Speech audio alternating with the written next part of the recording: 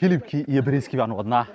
waxaan hadda u siisinaa geedkii lagu hoos cunayay maalin wanaagsan saaxiibayaal maanta waxaan joognaa deegaankan oo la yiraahdo Saliiley waxa u dhaxeeya Garbo iyo sidoo kale deegaanka Malayke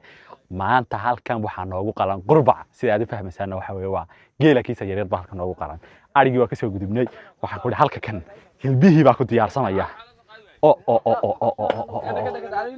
يا ما شاء الله ما شاء الله ما شاء الله هلبكي ما هلبكي واقع دكسي ده قعنت اذا كغعيل بحا ما شاء الله ما شاء الله ما شاء الله يا والله هو هلبكي جيدا ارغي لا سو داف ninka idaha si dhowrayo kana waa kurskiisa maaha الله اكبر قالن يرو قيربه او وحلي او هيل معين محاتر قيرب وي قالن يرو قيربه وحلي او جيل او هيل معين yahay way xilligu ugu heelka macaan keel macaan ma jirto xilli way waka idinku arigii waa soo dhaaftay inoo geel baa marasaan geelkin doorkii kale hadda waa lagu qalay markuu yimaad xaajo markii labaad baa ma gudnaa kuwan waa la gurayaa way